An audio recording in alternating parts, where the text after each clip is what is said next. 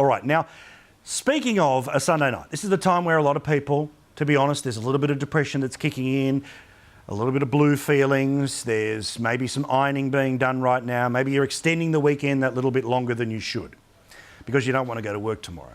The idea of going to work for yet another 5 days, not as much fun as it is for me to come to work for 5 days. Well, what about a report that was put out late last week that didn't get an awful lot of media coverage that suggests that we should be moving the retirement age? It shouldn't be 65, it shouldn't be 67, it should be 70. The idea that you wouldn't be able to get your superannuation until you are 70, the old age pension until you are 70, the ability for you to get out of your job until you are 70, dear God. The reason? Because, of course, as the decades roll on, there are more and more retirees, and those retirees are going to require the old age pension and help from the government, paid for by you and me. But exactly where does this idea come from?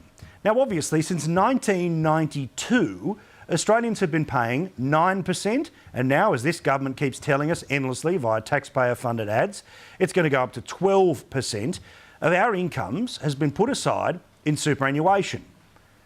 And while there may be the odd year here and there where superannuation returns have been hit and hit hard, generally speaking, anyone who has been working for the best part of the past 20 odd years has got a pretty sizable amount of money that'll be being put aside. So, okay, if there was no superannuation, maybe we would have to have a conversation about pushing the retirement age out to 70.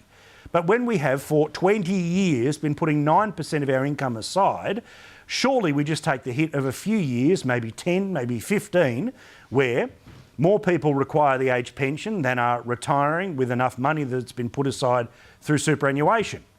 So, okay, we do that for a few years and then we get back to where things should be, where you can fund your own retirement at 65 or maybe even 60, or God forbid 55, if you happen to be in that position.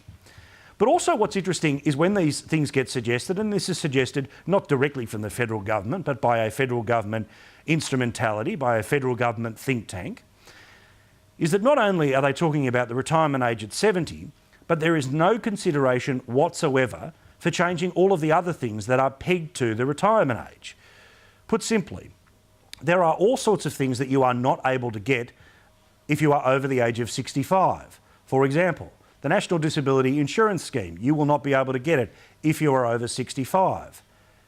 What about major scenarios like a friend of mine who sadly passed away because he was a couple of years too old for a heart transplant at 65? But apparently, under this system, academics think that he would be able to work till 70, but he was too old to get a new heart to make sure that he could live beyond his retirement.